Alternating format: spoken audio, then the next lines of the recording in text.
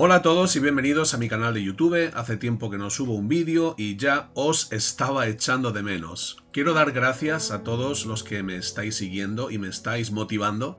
El otro día leí un comentario que me partió el alma, porque decía: no entendemos el nuevo pacto.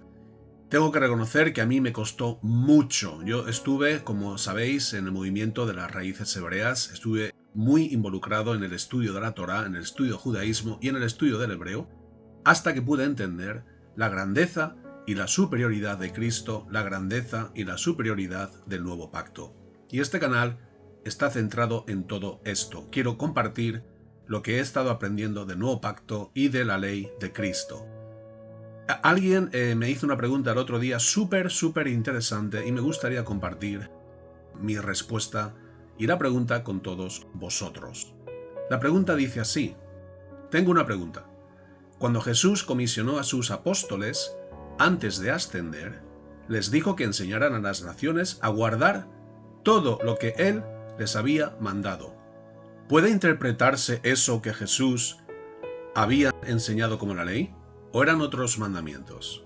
Una pregunta muy buena, muy buena. Y agradezco todas vuestras preguntas. Y cuanto más difícil sea la pregunta, mucho mejor.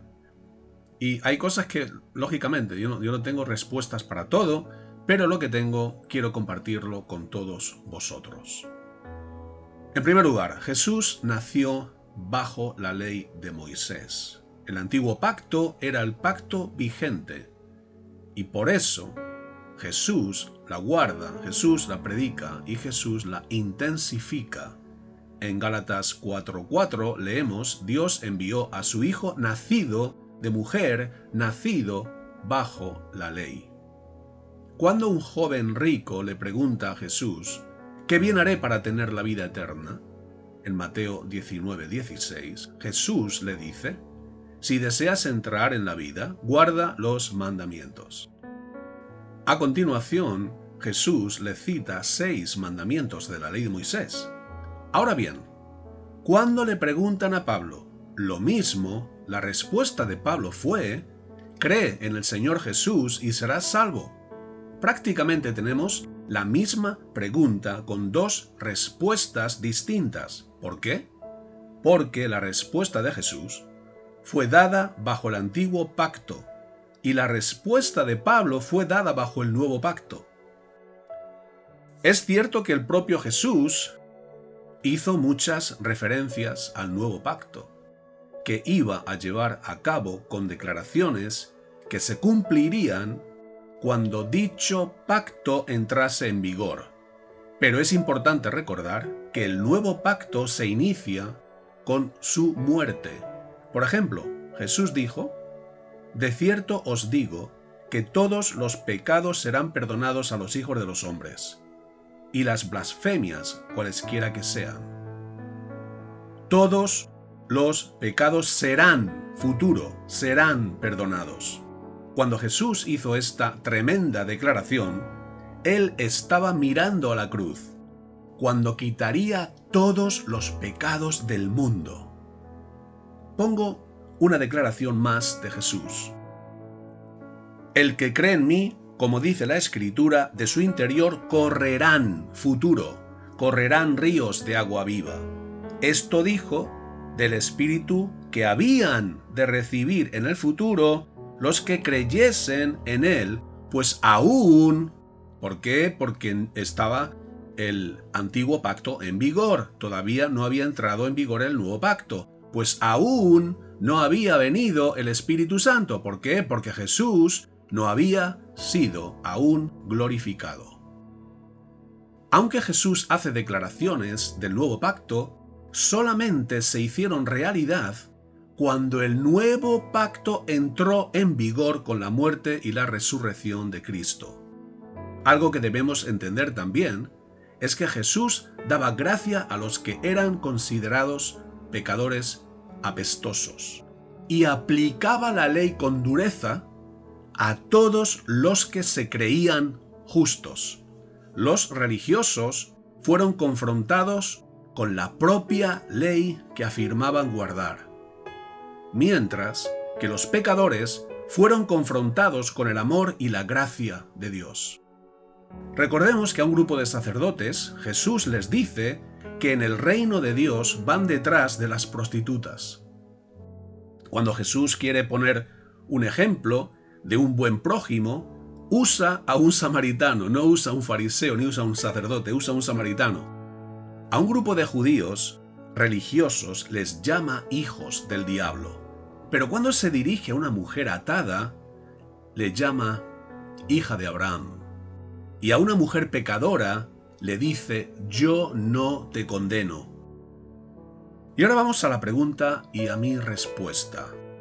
Cuando Jesús dice a sus discípulos que deben enseñar a todas las naciones que guarden lo que Él les había enseñado o lo que Él les había mandado, ¿a qué se refiere? ¿A la ley de Moisés? ¿Qué nos mandó Jesús? ¿Jesús nos mandó circuncidarnos? ¿Jesús nos dijo que no toquemos a nuestras esposas cuando están con el periodo? ¿Jesús dijo que no trabajemos en Shabbat? ¿Jesús nos dijo que no comamos cerdo ni gambas? ¿Jesús nos enseñó que no nos cortemos la barba? ¿Jesús nos dijo que diésemos el diezmo? ¿Es eso lo que Jesús nos enseñó? ¿Y lo que nos dijo? No. No. Jesús nos enseñó dos cosas. Nos mandó dos cosas. Creer y amar. Creer y amar. Juan 14:1. Creéis en Dios. Creed también en mí. El gran mandamiento bajo el nuevo pacto, el principal mandamiento bajo el nuevo pacto es creer en Cristo. Creéis en Dios, creed también en mí. Y nos enseñó a amar.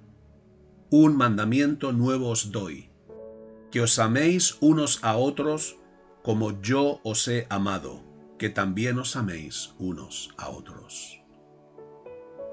Por eso Jesús mismo nos dice que la obra de Dios en el nuevo pacto es que creamos en Jesús.